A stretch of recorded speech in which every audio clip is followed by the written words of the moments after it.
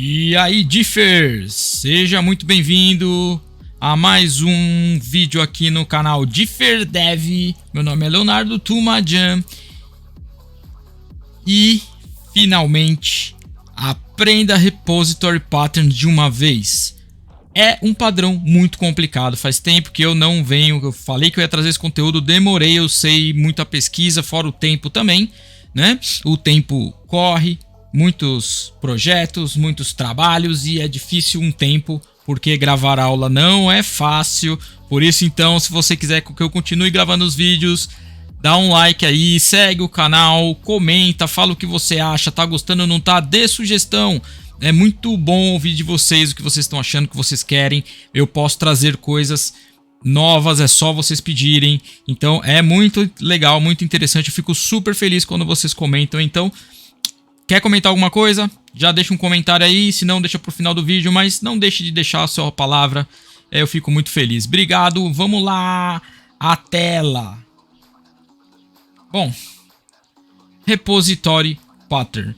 Tudo começou com o livro, ao contrário de que muitos acreditam. Muita gente achava que repositório surgiu no livro no livro Domain Driven Design. Porém, o padrão repository apareceu primeiramente, tá, no livro Patterns of Enterprise Application Architecture, que é um livro que veio depois do Design Patterns, tá? Então, na tradução aqui, é um livro de padrões para arquiteturas de aplicações para empresas empresariais, ou seja, aplicações de grande porte. Tá? Então, muito desses padrões que tem nesse livro, esse livro é um pouco difícil de achar, na verdade, a versão inglesa ela é mais fácil de ser achada, a versão portuguesa ela está bem desatualizada, provavelmente não teve mais tradução, por isso que é praticamente impossível achar. Se achar, vocês vão achar a versão aí de sebo, ou alguém aí que colecionou, que guardou, vendendo, né? Eu lembro que uma época eu achei um ourinho aí, de uma pessoa usado que estava vendendo por R$600. Aí é complicado, né? Comprar um livro por R$600. Acabei dando a sorte de encontrar essa versão em inglês, tá? Capa dura, enfim, foi aí, achei numa livraria, provavelmente alguém encomendou para trazer e não comprou e ficou lá e eu comprei, dei muita sorte. Porém, vamos lá. Então, primeira coisa, esse livro ele é uma evolução. É um livro que vem depois do Gang of Four, do Design Patterns. Muito dos Design Patterns que eu trouxe aqui no canal, na minha playlist de Design Patterns, veio desse livro, tá? Não digo desse aqui do Patterns of Enterprise Application Architecture, mas sim do livro Design Patterns do Gang of Four, né? Do que a gente chama ali, aquele livro clássico, tá? Então esse livro ele é uma evolução e muitas coisas aqui dentro a gente tem que meio que falar um pouquinho que os padrões eles se interconectam. Então o repository ele tá no meio ali, alguns padrões eu vou falar e eu vou tentar dar uma explicada para vocês. Então, primeiramente, quem escreveu foi Martin Fowler, tá? Não sozinho, ele teve outras pessoas, assim como o Design Patterns foi construído por outras pessoas, esse livro também, tá? Então quem comenta sobre Repository Pattern nesse livro é o Edward Hyatt e o Rob Mee. Não sei exatamente se é Hyatt, se é Hyatt, enfim, tá? Então, o que eles definem nesse capítulo que eles falam sobre Repository Pattern? Que ele é um mediador entre o domínio e o data mapper. Já vamos falar o que é o data mapper, usando um formato de coleção para acessar os objetos de domínio. Então, coisas que a gente tem que pensar esse formato de coleção, tá? Que a gente fala, seria um formato de trabalhar com a conversa entre o data mapper, que é um padrão para conversar, para mapear um objeto relacionado a uma tabela ou um objeto que é armazenado em algum local do outro lado, tá? Comunicando ali com o seu domínio, com a sua regra de negócio, que é ali as suas classes que tem regras, né? Beleza? Vamos lá. Primeira coisa, então, por que surgiu o repositório? A gente tem que entender por que surgiu. Tem muita gente que implementa de forma errada, porque é bem complexo. Às vezes a gente implementa vendo o exemplo do amigo, vendo o exemplo que a gente encontra no projeto, aí a gente só vai lá dar um Ctrl+C, Ctrl+V e tudo certo, né? Só que não é bem assim, ok? Esse padrão ele vai muito além, tem que ser feito implementações em cima dele, e é o que a gente vai conversar um pouco hoje. Inclusive a gente vai fazer uma implementação ali para a gente ver também no conceito do DDD como que funciona essa camada. Então, Ele surgiu porque, assim, existe o Data Mapper. O Data Mapper, ele é um padrão escrito nesse mesmo livro, aí, o Patterns of Enterprise Application Architecture.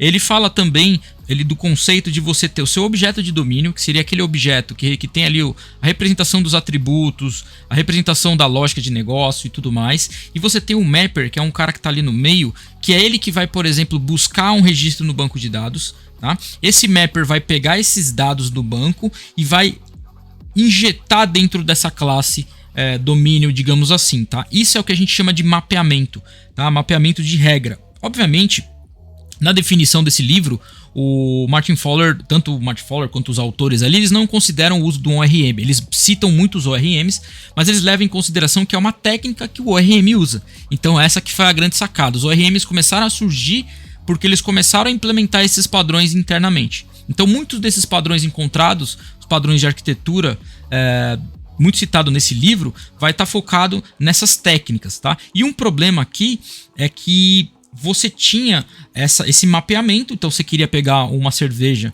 né, você tem ali registrado uma cerveja, você fala, me pega a cerveja pelo código 10, ele traz, mapeia no seu domínio e você tem esse objeto preenchido. Só que o problema acontece quando você está lidando com várias cervejas. Então eu quero mapear resgatar 5 modelos de cerveja. Então o que acontece aqui no Mapper, ele traz uma lista, né? No caso lá do Java, o pessoal trabalha com lista. No PHP seria um array, né? Traria um array de objetos do tipo beer, do tipo cerveja. Perfeito. Só que lidar com a parte de salvar, alterar, excluir essa coleção é onde daí veio a ideia do repository, segundo a primeira fase, a primeira concepção dele no livro do que eu falei ali do Martin Fowler, o Patterns of Application Enterprise Architecture. Ok? Então, o que acontece? Se a gente for pensar, um ORM, dependendo da implementação dele, se ele é um ORM bem mais robusto, como por exemplo no PHP o Doctrine, um ORM ele vai fazer tudo isso, inclusive tem ORM que tem embutido dele um repository também, tá? Vou falar por que não é tão bom isso, mas a maioria dos ORMs mais complexos eles vão fazer implementação de repository, tá? Os mais antigos ali, Hibernate do Java, por exemplo, né? O Entity do C Sharp, enfim, né? Então, o PHP tem esse cara, né? Se você usar o Doctrine. E aí, o que o ORM faz, então? O ORM ele vai conversar com a persistência ali, com um banco, né? Normalmente é um banco de dados fixo, os ORMs mais tradicionais. Então, você vai ter uma lib ali do Doctrine que vai trabalhar com relational, né? O Doctrine mais relacional. Tem também a versão MongoDB e tudo mais, mas vamos pensar agora que o ORM ele vai fazer esse mapeamento, tá? Essa técnica de hidratação que a gente fala também, que é do tipo, eu quero buscar o elemento de código 1, ele pega esse cara e mapeia e faz essa transgressão aí, te devolve esse objeto pronto, te devolve, no caso do Doctrine, por exemplo, uma collection.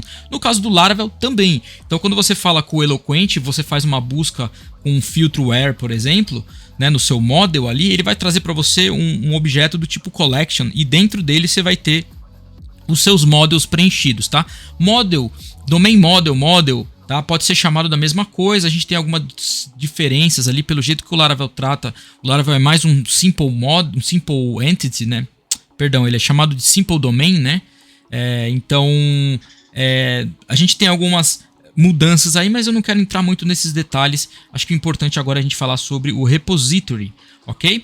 Então, só que a gente tem um ponto que pode causar muito problema, que é depender do ORM diretamente. Então, a ideia é que, eu falei muito ali do livro Patterns of Enterprise Application Architecture, mas também tem o livro Domain Driven Design, que foi feito logo depois. Então, primeiro veio o Patterns of Enterprise Architecture em 2002, em 2003 veio o Domain Driven Design. Inclusive, quem fez a primeira parte do livro, ali a dedicatória do livro, a parte, não é dedicatória, né, a parte introdutória foi o Martin Fowler, né, e quem escreveu o livro, obviamente, foi o Eric Evans, né. Então, o Eric Evans fala que o repository, a ideia do repositório é você ter uma interface mais amigável para quem desenvolve ali, ele chama até do client, que conversa direto com alguma biblioteca, tá? De forma que seja genérico, a ponto de não depender diretamente de algum mecanismo que ele chama ali, ele considera de mecanismo de infraestrutura. Por que ele considera um mecanismo de infraestrutura? Porque esse mecanismo de infraestrutura, ele é uma ideia de você pode hoje estar armazenando no banco de dados e amanhã você pode querer armazenar numa fila, ou você pode querer armazenar em algum outro local que não seja um banco de dados. Então, não necessariamente você tem que travar o seu projeto na dependência direta de um banco de dados. Porém, atenção aqui, isso não significa que, se você olha para o seu projeto e o seu projeto não tem essa necessidade, você não precisa ter isso. A não ser que você veja realmente a necessidade de que o meu projeto... lembrem, tanto o Enterprise Application Architecture lá, quanto o DDD são focados em aplicações grandes e muito focado em monolíticos também. Monolitos, tá? Então, aplicações grandes com muitos domínios, com muito centralizada na aplicação global e não uma aplicação tão distribuída, porque isso muda um pouco quando a gente começa a trabalhar distribuído, ok?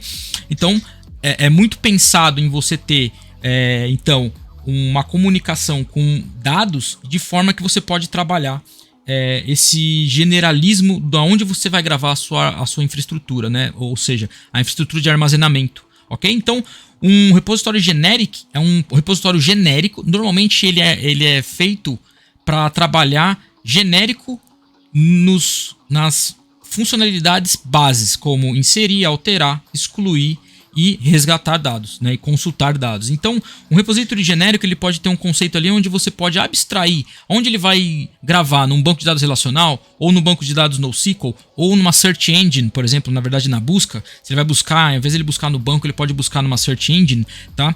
E aí vem o conceito, esse repositório ele pode ser in memory. Então, trabalhar em memory é um conceito que dá muito poder sobre trabalho com collections. Eu vou falar um pouquinho sobre essa dificuldade, né, esses problemas que a gente pode ter com collection.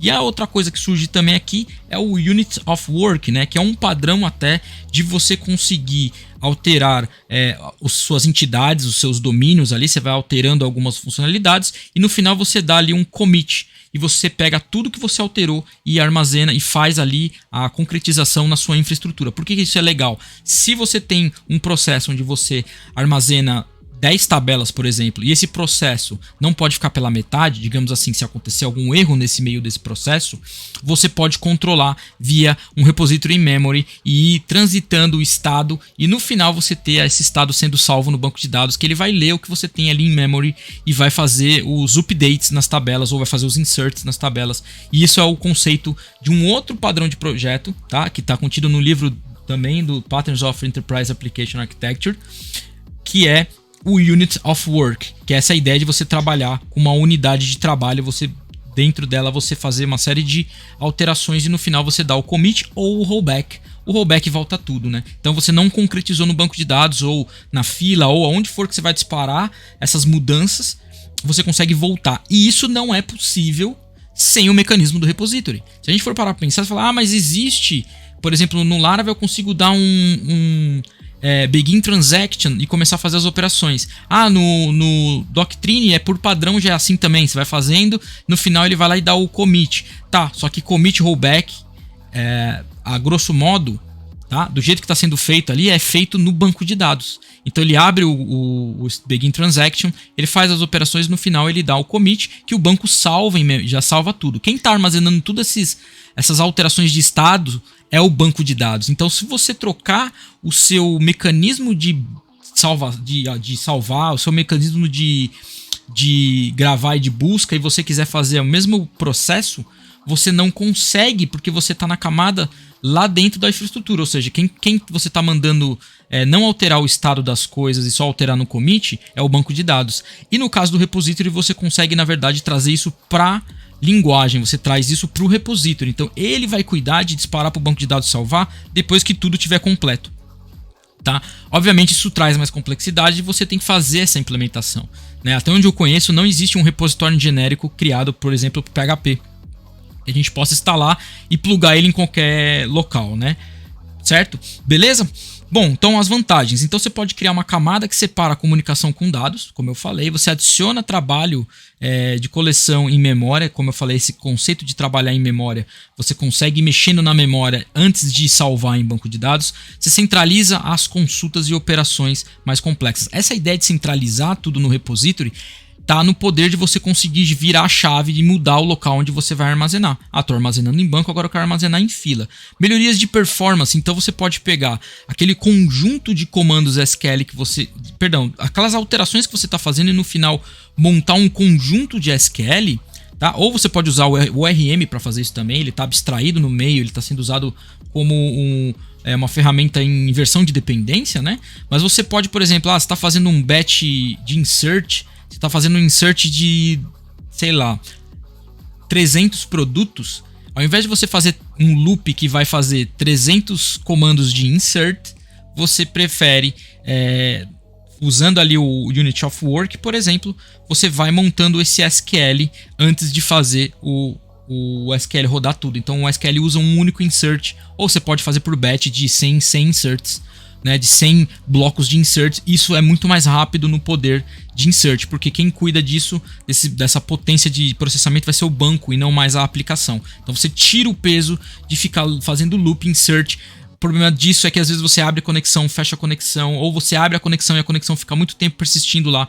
Então você ganha performance nesses batch queries também, tá? Quem já mexeu com otimização de ORM sabe do que eu tô falando. Isso é um problema que acontece muito, que é aquele problema do N+1, né? De você conseguir aliviar e trazer isso em grupos, né? É mais fácil do que você ficar trazendo query por query. Facilidade de ser testado e mocado no service. Então também tem um conceito de que você, usando o repository em memory, você pode testar esse conjunto em memory sem dizer para onde que você vai armazenar suas coisas, e você não vai dar aquele commit, né? Você vai no final testar o que ficou nesse objeto, nessa coleção em memória, e você vai testando ali mesmo, tá? Porém, claro, tudo isso traz mais complexidade ali no teste, você vai ter que fazer uma implementação disso, ok? E aí a gente tem também o conceito que é o mais comum, que é o Specific Repository. O que é isso?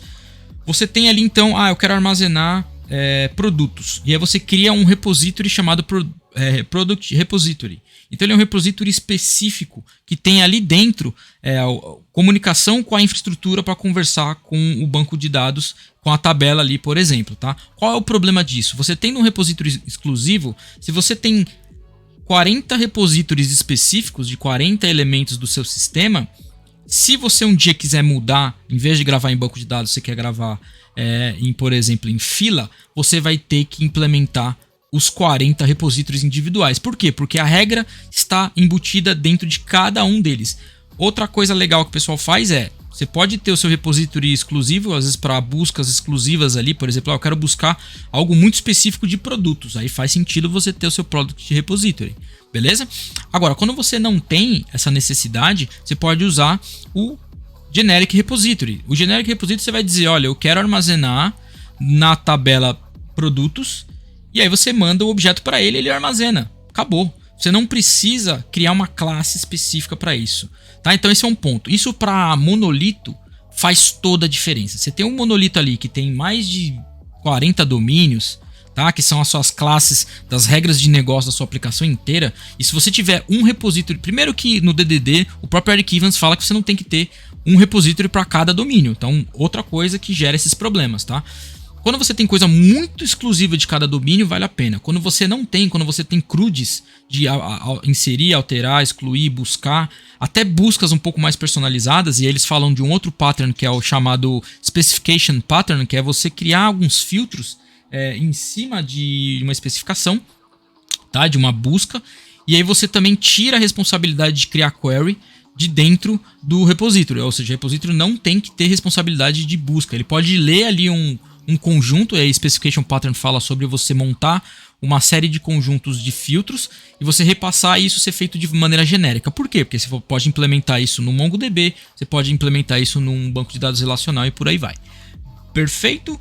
Quais vantagens? Então a gente tem adicionar lógica de persistência exclusiva ou muito específica. Como eu falei, evitar a duplicação do comando consulta muito complexo. Então às vezes você tem um query builder que você precisa montar uns joins de 8, 9 tabelas, você vai manter dentro de um repository específico. Essa é a ideia. Por que isso? Porque você não quer na sua camada service, que é a sua camada que vai editar o que você tem que... a comunicação da sua aplicação para capturar dados ou para fazer alguma ação, tá?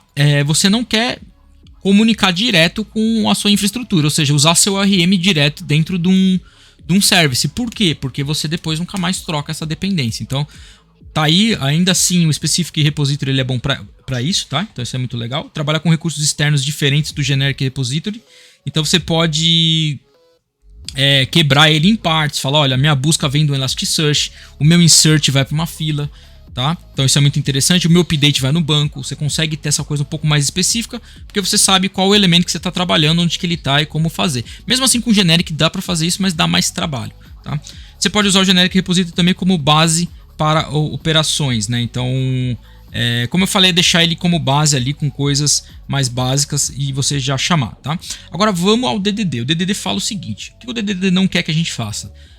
Do controller a gente entre no service e o service acesse dados direto. Exatamente o que eu falei. Se você acessa dados, você conecta em banco de dados, você usa uma ferramenta, como por exemplo no Laravel, se você usar o próprio Eloquent direto numa camada de serviço, numa camada de aplicação ali, você está plugado muito direto. Tá? Agora, um ponto aqui.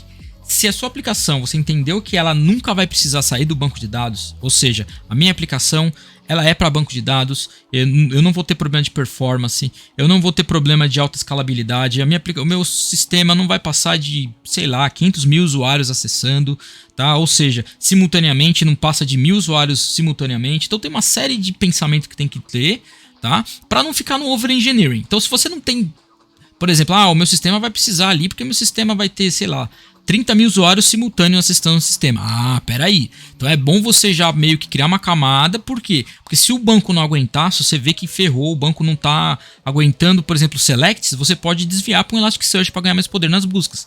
Essa que é a sacada de você ser mais genérico no seu repository, ok? Então, o primeiro caso aqui, num caso de uma aplicação grande, enterprise, pesadona, não funciona o primeiro caso. Funciona o segundo caso, que é o quê? Você criar o repositório como sendo uma solução, uma camada em cima do seu ORM que pode trocar esse ORM por algum outro mecanismo com menos esforço. Não é que não vai ter esforço, mas o esforço vai ser menor. Então, por falar esforço, vamos ver isso na prática? Vou correr um pouquinho, eu sei que o vídeo vai ficar um pouco longo, espero que você fique até o final aí. Aqui vem a área prática, então eu gosto de trazer bastante teoria, falar bastante, eu sei que tem gente que não gosta, bota no 2x aí e vai me ouvindo na ultra velocidade. Agora a gente vai para código, beleza? Vamos entender um conceito aqui, antes de... Eu quero mostrar a aplicação para vocês, tá? É uma aplicação em Laravel. Deixa eu mudar aqui a tela para ficar uma tela melhor para vocês, beleza? Bom, o primeiro desafio que a gente tem aqui, eu já tenho aqui uma pasta chamada Architecture, aqui já tenho uma pasta chamada Application e aqui eu tenho o meu Product Service, tá? É como se o controller chamasse esse cara aqui, tá? E aqui eu não tenho lógica do Laravel, então eu não expus a minha aplicação, a minha arquitetura ao framework. Só que, ao fato de usar um model aqui, ó, eu estou usando o model product, tá? Então essa aplicação é uma aplicação que salva produto no banco de dados, simples, sem muito segredo. E aí eu estou usando o model do Laravel. Então o que a gente não quer, por exemplo, o que eu falei, que o serviço acesse um recurso de infraestrutura, tá? Eu já tenho o repository criado, ok? Eu passo ele como dependência aqui, depois a gente vai ver com mais calma, tá? Ele é passado via injeção de dependência do Laravel usando o container ali. Então, se vocês olharem aqui nos providers, ó, em app service, eu vou deixar um link do repositório aqui na descrição do vídeo e também vou deixar o link do formulário onde eu estou escrevendo sobre Design Patterns e tem um capítulo agora sobre repository também para vocês lerem, ó, ok? Obviamente a aula aqui é muito mais completa no conhecimento. Aqui, ó, o que eu fiz, tá? Eu fiz um bind, né? Eu estou injetando onde for repositório, tá? Eu estou usando um strategy repositório que diz que vai usar a abstração do Eloquent. Tá? Então, como ele funciona aqui? Foi um jeito que eu desenvolvi, não está usando o conceito de in-memory collection, tá? Ele está num jeito mais simples mesmo, só para desviar. E como que ele vai funcionar? Eu não quis adicionar muita complexidade no repository. Como que ele funciona então? Ó, vamos implementar ele aqui. Ó. Eu já conheço ele, né? Como que ele vai funcionar? Ao invés então de eu instanciar um produto, eu vou instanciar um repository. Tá? Antes disso, deixa eu mostrar uma coisa. Muita gente, eu já vi muitos projetos aí fazendo implementação de repository da forma errada. Qual que é a forma errada de implementar um repository? Vou mostrar agora. A forma errada de implementar um repository é você criar um repository, primeiro dizer qual model que esse repository implementa. A gente entra naquela regra de você ter que ser obrigado a todos os seus models, você ter que fazer implementação de repository, tá? Passar o objeto model aqui para dentro e simplesmente só passar os métodos de save, os métodos de delete, enfim, tá? Então, por que isso aqui não é legal? Primeiro, isso aqui você só está criando um proxy, ou seja, está criando somente um objeto em cima do objeto model do Laravel e não tem recurso especial nenhum aqui, ok? Não tem nada de muito, não está genérico, então tem gente que coloca o nome do model aqui e aí força entrar o model específico, né? O model de produto vai entrar aqui e aí os métodos save, o CRUD todo aqui, né? Então, não é assim. O que a gente fez aqui? A ideia foi criar uma classe repository que recebe uma strategy repository, que é o quê? O componente que sabe armazenar, que sabe trabalhar com um repository específico de um ORM, tá? Então o que eu fiz aqui? Tem um set collection, que é onde a gente iria armazenar essa coleção em algum local, lembrando que a gente pode armazenar ela em memória, não estou trabalhando ainda com em memória. Então ele recebe o nome dessa collection e no save ele vai chamar o método save que vem do repositório. E aí qual o repositório que a gente tem aqui que eu criei? O Eloquent, tá? Então eu tenho um Eloquent Repository Strategy, tá? Ele recebe, olhando por essa collection name aqui, ele vai instanciar um model específico do Laravel, que é o nosso model. Então a gente pode ter N models aqui, ele vai até procurar para ver se a classe existe. Se ela não existia é porque você não criou o model daquela, né? Não foi criado um model no Laravel. E aí ele vai fazer a ação, por exemplo, do Laravel, que é o método do Laravel de salvar no banco de dados, tá? Então basicamente é isso. A gente tem um request que cai aqui, ó, tá? Num produto. A gente tem um DTO aqui, que são os dados do produto que entram aqui no objeto. E aí eu tava passando ele do jeito que eu tinha feito ali, né? Faltou até ter passado esse product aqui, ó, tá? Que é o objeto que tem que passar como array no Laravel, tá? Eu não tinha feito isso aqui, não tá completo. Ó, aí funciona, tá? Eu tô tirando então essa instância do produto model e eu quero usar a instância que já foi injetada via injeção de dependência do repository, que foi configurado lá no Laravel como sendo um repository Laravel. Então eu vou dar aqui primeiro um set collection name, tá? E aí chama-se product, tá? Que é o nome do model que a gente tem, tá? Observem que eu deixei isso genérico, a gente não tem dependência nenhuma do Laravel aqui, ó, tá? Foi até tirado aqui ó, o use do model do Laravel, ok? E aí agora esse product aqui, né, esse repository, na verdade eu vou até trocar ele aqui para repository. Pode chamar de product repository, né, para a gente saber agora que a gente está lidando com um repository. Repository.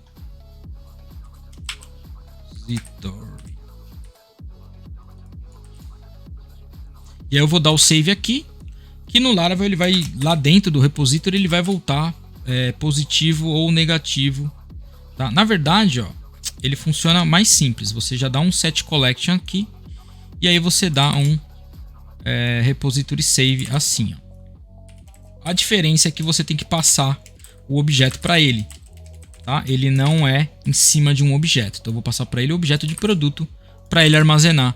Aonde? Olha como está genérico. Não sei. A gente foi configurado lá na injeção de dependência, lá no provider do Laravel. Lá eu disse que eu quero que armazena usando o Eloquent do Laravel no banco de dados. E o Eloquent do Laravel está configurado para salvar em banco de dados. Pronto. Então, vamos ver isso aqui funcionar rapidinho na prática. Eu tenho aqui um arquivo que faz REST. Basicamente, esse cara é uma API, ele tem uma rota, tá? Essa rota cai num controller e esse controller chama esse service que vai chamar esse repository que vai passar esses dados que são passados aqui, ó. Estou passando como application JSON, vou dar um post e esperamos... Opa! Tá faltando só, obviamente, esqueci de subir o container, então eu vou dar aqui um docker. Tá com docker, tá? Então docker compose, up -d, opa, -d. Ele vai subir aqui o...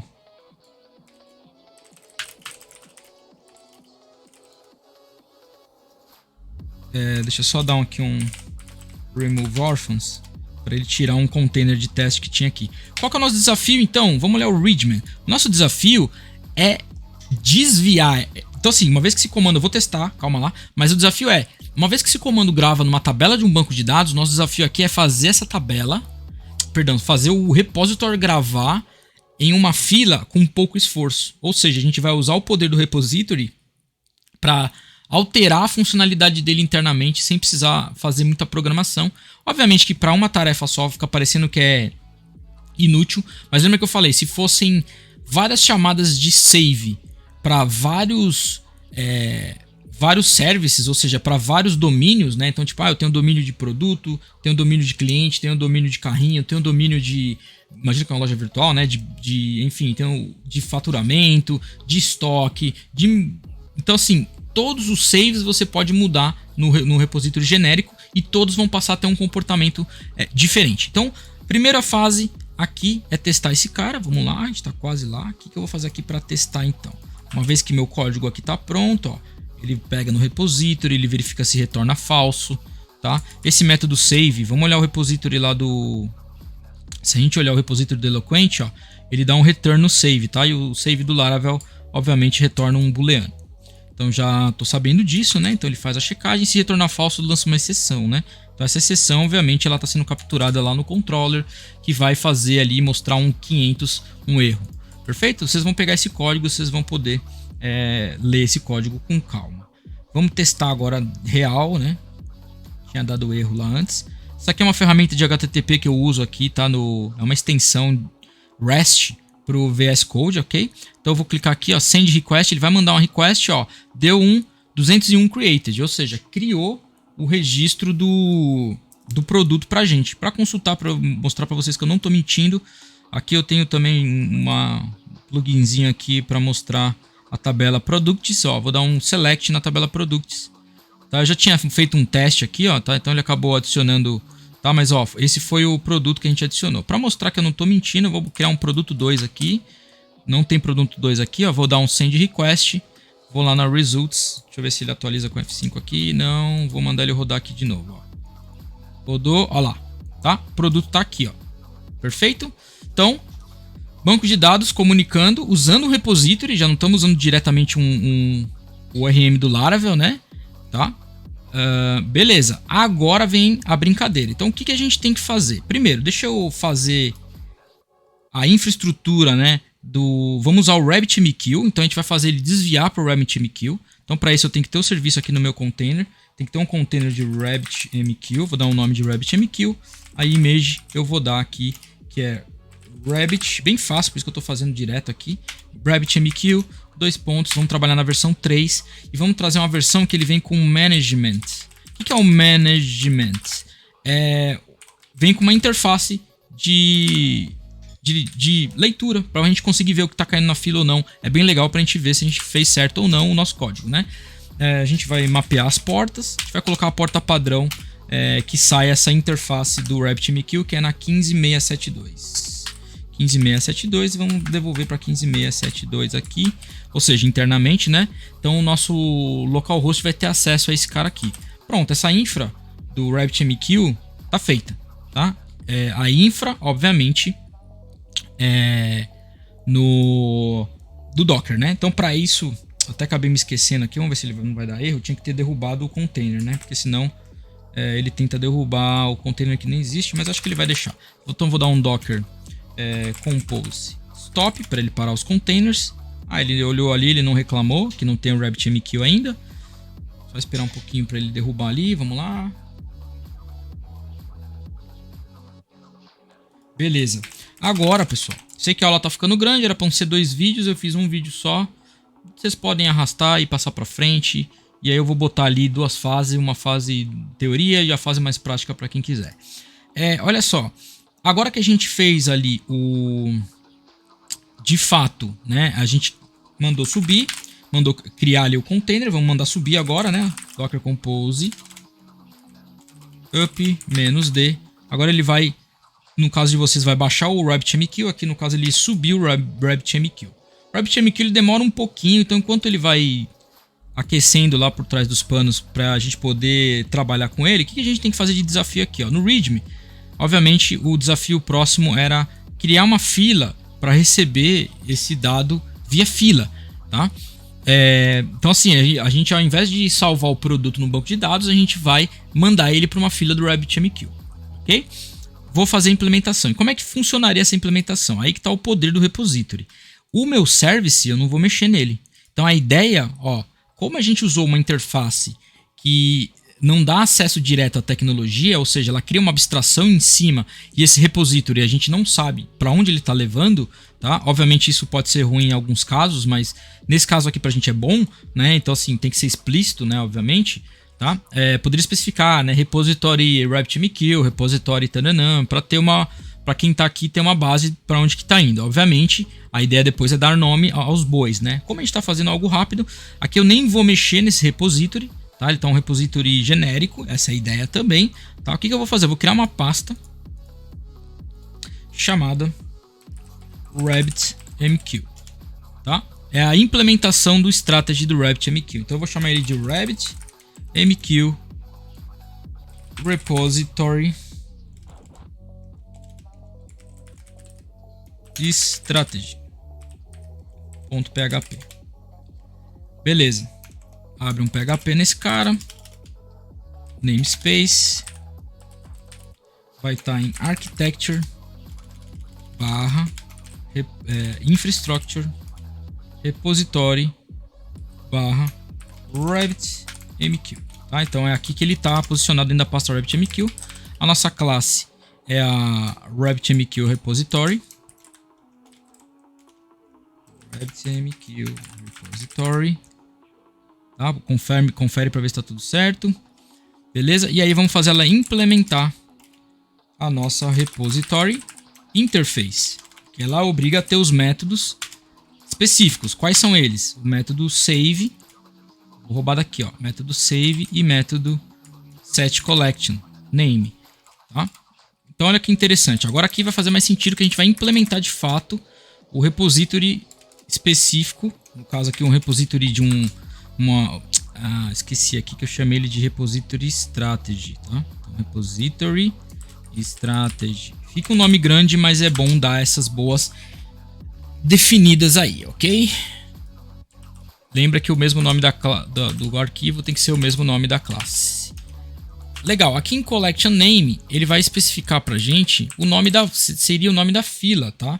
E eu vou chamar aqui de queue name. Vai ser uma propriedade que a gente vai armazenar na collection name. Ela vai estar criada aqui como um atributo, ó, protected string queue name. Beleza, só que a gente tem algumas outras coisas que a gente vai precisar, tá? Então vamos criar aqui o construtor. O construtor não vai receber nada aqui. Ele poderia receber, obviamente, por fora o elemento ali do RabbitMQ. E faltou um detalhe que eu esqueci, que é instalar a biblioteca. Então eu vou usar o Composer.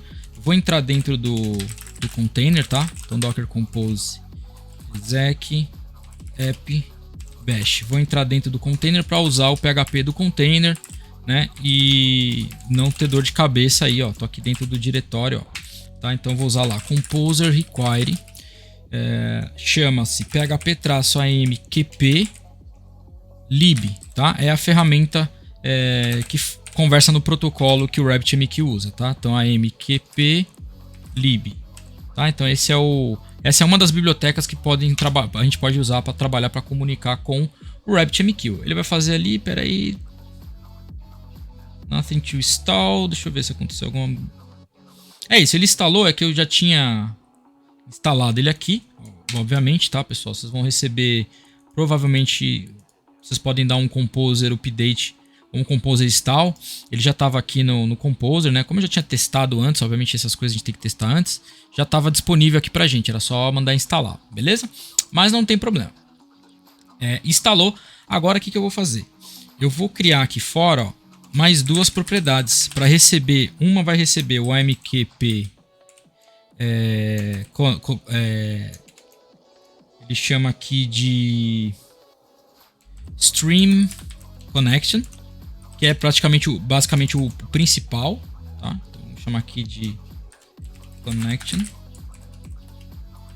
E ele tem também um outro cara chamado AMQP Message, tá? Que vai ser a mensagem, é o elemento que a gente vai guardar a mensagem ali para trabalhar para comunicação, né? Na verdade não é o message, desculpem. que é o channel. Eu já vou explicar o porquê que a gente usa channel aqui, tá? O channel é o canal de comunicação que a gente fala, tá? A mensagem a gente vai criar já direto no elemento ali. Por que eu fiz esses dois caras aqui? Esse connection é como se fosse o PDO, a conexão PDO com o banco de dados, tá? Igualzinho a gente já tá acostumado. Ó, this... Opa, eu tô armazenando aqui porque posteriormente a gente vai fechar essa conexão, tá? Então por isso que eu tô trabalhando com a connection aqui. Vai receber um new. Agora vamos lá. AMQP stream connection, tá? Aí ele recebe alguns parâmetros. Aqui eu vou passar esses parâmetros aqui, ó, tá, galera? O que a gente vai usar aqui, ó? A gente vai usar o getEnv para pegar do environment, tá? Se você deu uma fuçada no projeto, você descobriu que eu já botei aqui, ó, nas env example, né? De vocês vai estar na env example, então é só copiar e colar e criar o arquivo .env, tá? Ele já vai ter esse RabbitMQ host pronto pra gente, ó. Então, tô pegando do environment esses dados, tá? Então é só copiar e colar esses caras aqui, tá? Eu só vou fazer aqui que são 4, se eu não me engano. Tô acelerando um pouquinho, depois vocês podem parar ou botar em uma velocidade mais amena aí para poder conseguir capturar tudo, porque ele recebe no primeiro parâmetro o host, no segundo é a porta, no terceiro é o usuário e a senha, tá? Então, RabbitMQ user e RabbitMQ password.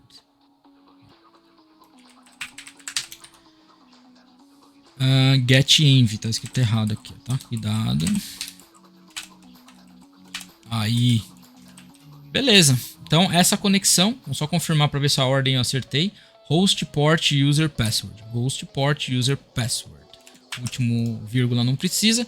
Então aqui ele criou a conexão. A partir dessa conexão eu preciso pegar o channel, que é o local, é o canal de comunicação. Então para criar um canal de comunicação a gente tem que chamar o connection, tá? Opa, connection, que tem o método chamado channel, que vai devolver um canal de comunicação, ok? O channel é um canal de comunicação. A gente não tem a fila criada ainda, tá? Essa que é o grande desafio agora. Vamos criar a fila. Para criar a fila, eu vou abrir aqui o navegador. Eu tenho que entrar em localhost.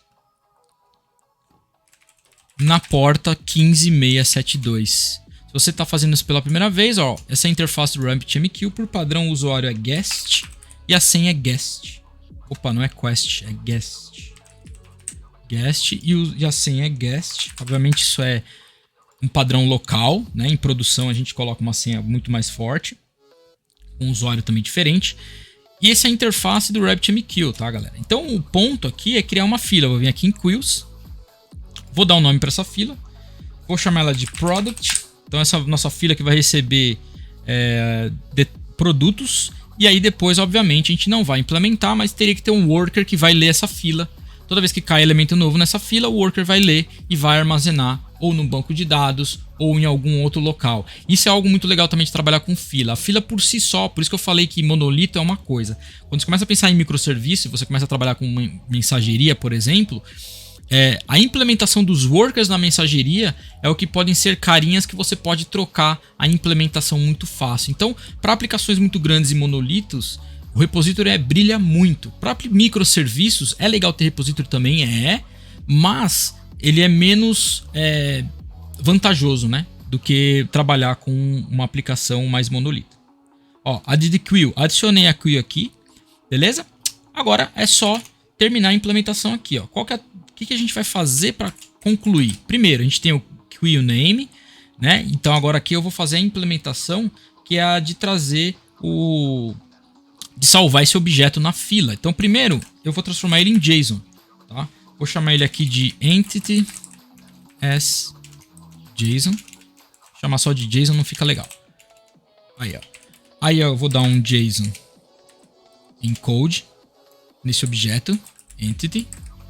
Ele vai vir como objeto ali do meu DTO, então ele tá limpo, é um objeto limpo. Perfeito.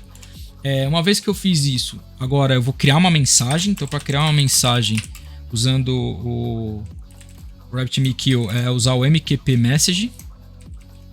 MQP Message. Aqui dentro a mensagem string. A gente vai passar a entity as JSON. Então eu quero passar um objeto JSON, que aí eu vou deserializar no meu worker e vou mandar ele para um banco de dados. Essa aqui é a sacada de desviar para uma fila, ok? Vou usar aqui o channel. Lembra que o channel é o acesso. né? Então, a partir de um canal que a gente se comunica no RabbitMQ. Então, eu vou dar um channel. A partir do channel, eu vou usar um método chamado basic message. Perdão, basic publish. Não é message, não. Eu vou publicar essa mensagem, tá? Então, eu ponho a message aqui, que é a mensagem que eu quero publicar. Vírgula. Aí ele tem ali um routing key. Você pode criar rotas, né, de mensagens. A gente não tem nenhuma rota, a gente não criou, a gente criou só a fila. Então eu vou pôr vazio aqui. E o terceiro parâmetro é o que a gente chama ali do... o segundo parâmetro é chamado de exchange, né? Então você tem um conceito de exchange que a gente não está usando. A gente está usando uma mensageria mais simples, uma mensagem mais simples. O terceiro parâmetro é a fila, é o nome da fila, tá? Então a gente vai botar ela aqui, ó, como queue name. Então tá genérico, tá vindo a partir da variável ali, né? Obviamente a gente tem que ter essa fila criada no nosso RabbitMQ. Isso dá para automatizar, dá para fazer uma série de coisas, ou daria até para criar a própria mensagem, perdão, a própria fila se ela não existisse como implementação no construtor, por exemplo, ou depois do set collection name. Então tem uma série de implementações que dá para ser feito no repository, ok? Então com isso a gente finalizou o nossa operação. Falta só dar um return aqui. Se chegou até aqui embaixo eu vou dar um return true. Lembrando que isso aqui pode ser que falhe aqui. Eu espero que lance uma exceção, tá? Essa publish ela retorna void, então não tem muito o que a gente fazer, tá? Se tivesse, daria para fazer um condicional e lança exceção ou não, tá? Mas nesse caso a gente retornou true aqui. Acabou. Então, feita a implementação, obviamente teria que ter um teste, teria que ter sido mocar ali os elementos, fazer uma série de coisas, mas eu estou fazendo no real, no teste na fúria mesmo. Agora, basicamente, é testar com o request. Então é vir aqui, ó, vou mandar o mesmo request, só que agora eu vou mandar produto 3 e eu vou botar aqui, ó, via RabbitMQ, product description here on file. Beleza? Vou dar um send request 3, 2, 1 created. Então, não fiz... desculpa, tem uma besteira que eu fiz aqui. Faltou o quê? Faltou dizer pro repository que tá usando o RabbitMQ, tá? Sem querer eu mandei esse cara pro banco de dados. Olha só, né? A pressa é inimiga da perfeição. Me desculpem, tá? Ele veio aqui pro banco, ó. Tá? O que vai trocar a chave da brincadeira? Aqui que é o poder do repository, né? A gente vai mudar na configuração do repository, ok? Então onde está a configuração do repository? Aqui, ó, no data provider, ó. App providers, app service provider. Aqui, em vez de usar o Eloquent Repository Strategy, a gente vai usar o RabbitMQ Repository Strategy como sendo o elemento da ação do repository pra gente. Salvei esse arquivo. Agora é reenviar o request. 200 created. Tá? Ele é até mais rápido do que o banco de dados, porque aqui ele não está nem escrevendo em disco, né? Na verdade ele escreve lá na fila, que é muito mais rápido em questão de processamento. Agora é vir aqui na fila. A gente tem aqui, ó, clica dentro da fila. Caiu na fila já. Uhul. Beleza. Como é que a gente vê? Ó, aqui embaixo a gente tem Get Messages, tá? Se a gente clicar em Get Messages, ele fala quantas mensagens você quer pegar da fila. Só tem uma, não tem problema. Clica em Get Messages. Olha o que chegou aqui na fila. Chegou o nosso objeto serializado, ou seja, nosso objeto em JSON, para que ele seja capturado por um worker e com esse worker a gente faça alguma coisa. Jogue esse cara num banco, jogue esse cara em algum outro lugar, algum outro modelo em nuvem, qualquer coisa que vocês queiram trabalhar. Tá genérico a conversa e assim a gente fez ali um chaveamento muito rápido, muito poderoso, e isso aqui é muito bom do repository. Isso é só uma fração da vantagem do repository. Então, além de ele trazer isso, você tem um conceito de collection like, o conceito de trabalhar com um unity of work e tudo mais. Galera, gostou? Dá um like, compartilha, comenta. E galera, é isso. Espero que tenha trazido uma luz aí para vocês das ideias de repository. Então, leiam os livros se quiserem mais referência. E se você quiser um vídeo com um conceito mais de repository collection like e quiser que eu desenvolva, comenta aí, fala aí se vocês querem. Se tiver bastante comentário, a galera gostar do vídeo, eu faço, que aí sim é uma implementação um pouco mais raiz da qual o repository é o objetivo do repository. Valeu, obrigado e até a próxima.